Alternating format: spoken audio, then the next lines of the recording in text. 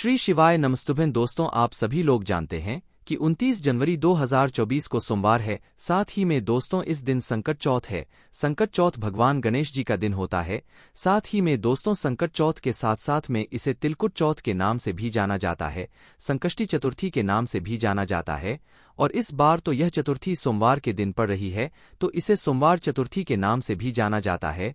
अब दोस्तों यह बात आप सभी लोग जानते ही हैं कि जब कोई विशेष दिन किसी एक बहुत ही बड़े विशेष दिन पर पड़ जाता है तो उसे दिन का महत्व कितना ज्यादा पड़ जाता है। और जो चौथ का दिन होता है वह भगवान गणेश जी का होता है, और यह दिन माता बहनों के लिए बहुत ही ज्यादा जरूरी होता है। और जब यही चतुर्थी या चौथ का दिन सोमवार के दिन पड़ जाए तो यह सोमवार चतुर्थी हो जाती है, और सोने पर सुहागा वाला यह दिन भी हो जाता है।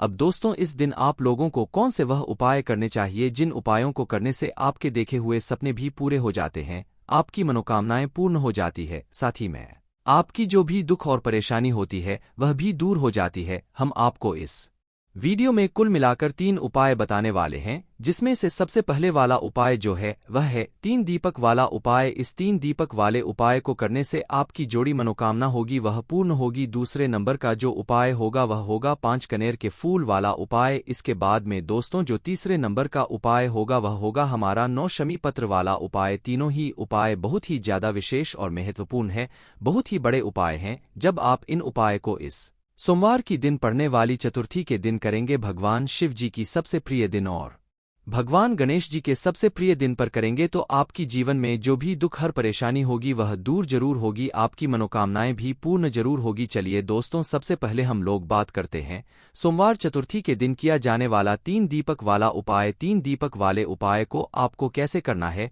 वह हम लोग समझते हैं। देखिए 3 दीपक वाले उपाय में हमें साफ साफ यह बात समझ आ रही है कि इस उपाय में हमें 3 दीपक तैयार करने पर वह 3 दीपक किस चीज के होंगे, तो यहाँ पर हम आपको बता दें कि वह 3 दीपक होंगे दोस्तों आटे के। यहाँ पर आप मिट्टी के दीपक ना ले तो ज्यादा अच्छा रहेगा, क्योंकि मिट्टी के दीपक अगर लेंगे तो भाई वह आपको नए लेने पड़ेंगे। तो इसलिए थोड़ा सा आटा गोंद के आप उसे आटे से जो है 3 आटे के दीपक मीडियम साइज के बना लीजिएगा। फिर उसके बाद में इन तीनों दीपकों के अंदर आप लोग रखिएगा खोल पाती, क्योंकि यह जो उपाय है यह हम भगवान शिव जी और भगवान गणेश जी के लिए कर रहे हैं।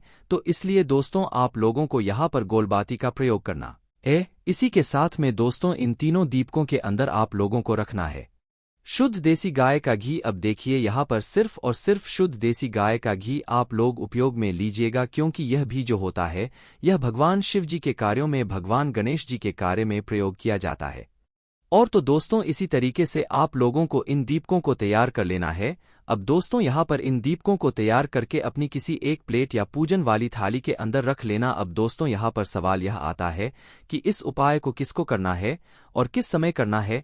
तो देखिए यहाँ पर इस उपाय को विशेष रूप से माता बहनों को करना है, क्योंकि सोमवार चतुर्थी का दिन रहेगा, मतलब माता बहनों के लिए दिन बहुत ही ज्यादा जरूरी होता है।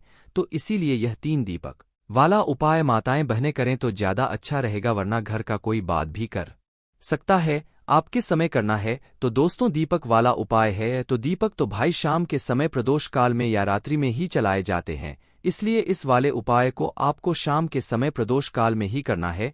तो लगभग इस दिन सोमवार चतुर्थी के दिन शाम के समय 6 से 7 बजे के बीच में, अगर थोड़ा लेट हो जाए तो 8 बजे तक भी आप लोग यह वाला उपाय कर सकते हो। इन तीनों दीपकों को आप लोगों को अपने घर से लेकर निकलना है।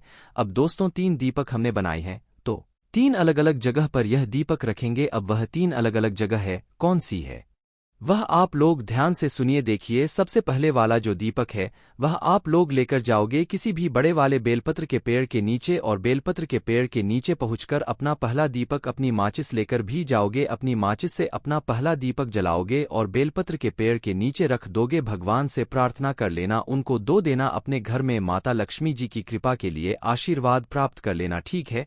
तो पहले दीपक बेलपत्र के पेड़ के नीचे लगाने के बाद दूसरा दीपक आप लोग लेकर जाओगे किसी भी पीपल के पेड़ के नीचे, और पीपल का पेड़ भी बड़ा होना चाहिए, तो पीपल के पेड़ के नीचे जाकर अपना दूसरा दीपक जलाकर उसे पीपल के पेड़ के नीचे रख देना। आपको सिर्फ घर से दीपक बनकर लाने हैं और जालना इन वृक्षों के नीचे आकर ही है।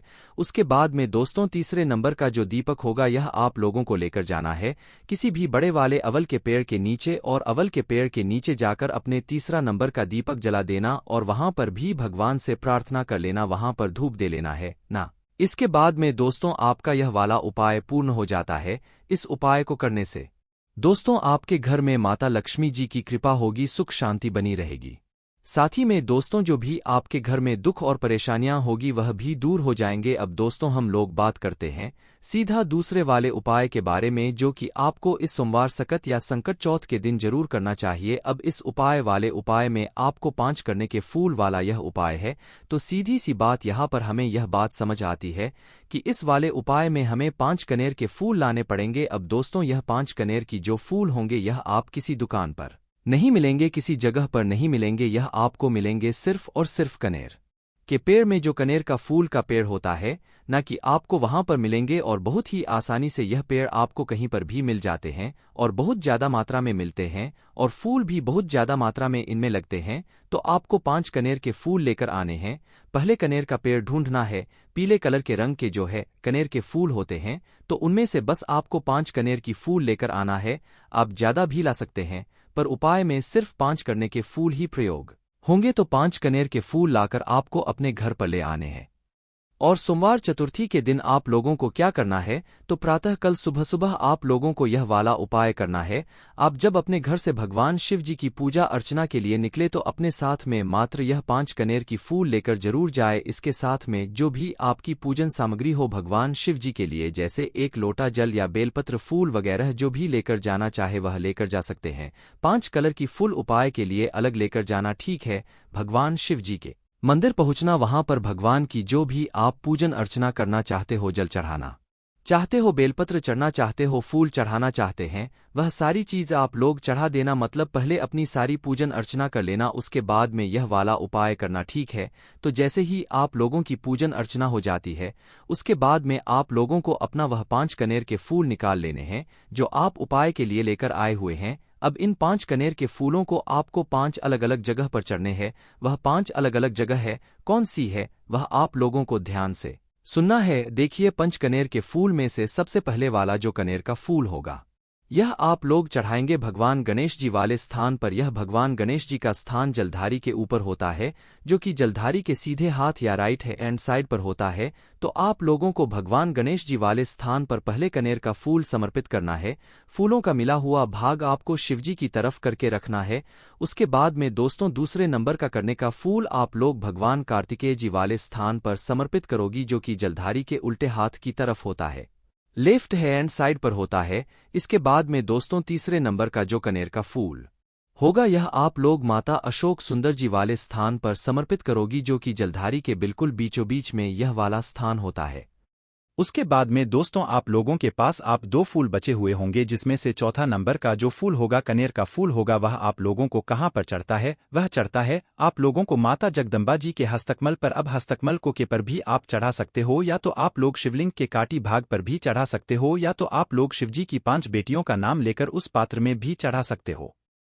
तो दोस्तों चौथे नंबर का जो कनेर का फूल है यह आप लोगों को कटी भागे जलधारी के ऊपर कहीं पर भी समर्पित कर देना है, शिवजी की 5 बेटियों का नाम लेते हुए, जो कि है जय विशरा शामली बड़ी 2 ताली और देव, इन नाम को लेते हुए आप इस फूल को समर्पित कर देना। उसके बाद में दोस्तों आखिरी और 5 पर नंबर का जो फूल होगा वह आपको भगवान शिव जी की शिवलिंग के ऊपर समर्पित करना है। जब इस फूल को आप शिवलिंग के ऊपर समर्पित करें तो फूल का जो मिला हुआ भाग होगा वह आपको आगे की तरफ जलधारी की तरफ करके रखना, जहां से जल बहता है और नीचे गिरता है। इस तरीके से दोस्तों आप लोगों को इन 5 फूलों को 5 अलग अलग जगह पर समर्पित करके आपकी जो भी मनोकामना हो वह भगवान शिव जी से बोल देना है। आपकी फैमिली मनोकामना बहुत ही जल्द पूर्ण जरूर हो जाएगी। चलिए दोस्तों अब हम बात करते हैं तीसरे और आखिरी उपाय के बारे में, जो कि सोमवार चतुर्थी का सबसे बड़ा और विशेष उपाय है, जो कि माता बहनों के लिए विशेष रूप से है। तो इस वाले उपाय में हमें क्या करना है दोस्तों, यह है 9 शमी पत्र वाला उपाय। अब इस 9 शमी पत्र वाले उपाय में भी हमें साफ साफ यह बात समझ आती है कि इस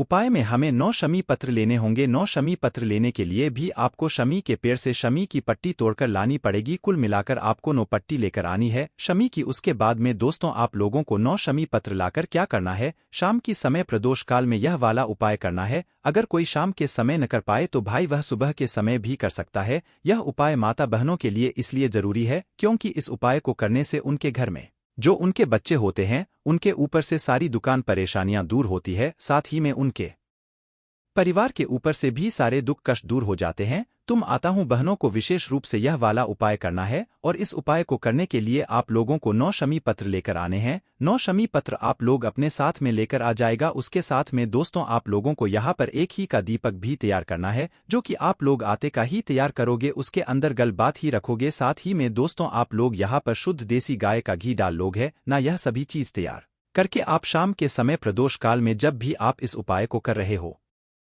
सोमवार चतुर्थी के दिन, सकट चौथ, तिलकुट चौथ के दिन, तो भैया आप भगवान शिव जी के मंदिर पहुंच जाना। मंदिर पहुंचकर आप लोगों को क्या करना है कि सबसे पहले भगवान शिव जी की शिवलिंग के पास में आप लोगों को पहुंच जाना। पहले भगवान के दर्शन कर लेना। अगर आपको यह शिव जी पर चीज चढ़ना चाहते तो पहले वह चढ़ा लेना, उसके बाद में उपाय करना, ठीक है। तो शिव जी की शिवलिंग के पास में पहुंचना और पास में पहुंचने के बाद अपने वह 9 शमी पत्र निकाल लेना। 9 शमी पत्र में से 5 शमी पत्र आप लोग अलग निकाल लेना और 5 शमी पत्र को आपको सबसे पहले भगवान शिव जी की शिवलिंग के ऊपर जो गणेश जी वाले स्थान होता है वहां पर आपको समर्पित कर देना है। पत्तियों का भाग शिवलिंग की तरफ होना चाहिए, इस बात का ध्यान रखना, ठीक है।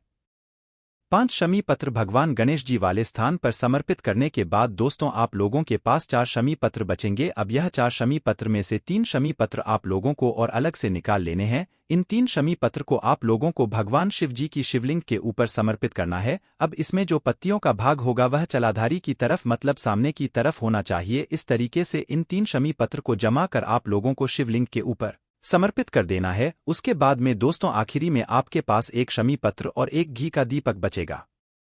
इस घी के दीपक को आपको शिवलिंग के पास में नहीं लगाना है। इस 1 शमी पत्र और घी के दीपक को लेकर आपको भगवान शिव जी की चौखट के पास में आ जाना है और मंदिर के अंदर से खड़े होकर मंदिर के बाहर देखना है कि आपका उल्टा हाथ कौन सा पड़ रहा है, उसे उल्टे हाथ की चौखट पर बैठता है। मंदिर के बाहर नहीं निकलना है। मंदिर के अंदर बैठकर ही आप लोगों को क्या करना है कि भगवान शिव जी के उल्टे हाथ की चौखट पर आप लोगों को सबसे पहले अपना वह एक बच्चा हुआ शमी पत्र समर्पित करना है और शमी पत्र समर्पित करने के बाद अपना वह एक घी का दीपक अपनी ही माचिस से जलाकर इस घी के दीपक को आप लोगों को इस शमी पत्र के पास में गणेश जी के मोरध्वज या मयूर ध्वज गणेश जी का नाम लेते हुए इस दीपक को वहां पर अपनी मनोकामना को करते हुए रख देना है। जी मनोकामना के लिए आप अपना यह वाला उपाय कर रहे हो। अब दोस्तों यहाँ पर आप लोगों ने जो 5 शमी पत्र गणेश जी वाले स्थान पर समर्पित की है, यह शिवलिंग में जो गणेश जी का स्थान होता है जलधारी के सीधे हाथ की तरफ, सिर्फ वहीं पर आपको समर्पित करने। गणेश जी की प्रतिमा की ऊपर समर्पित नहीं करने हैं ना। और 3 शमी पत्र आप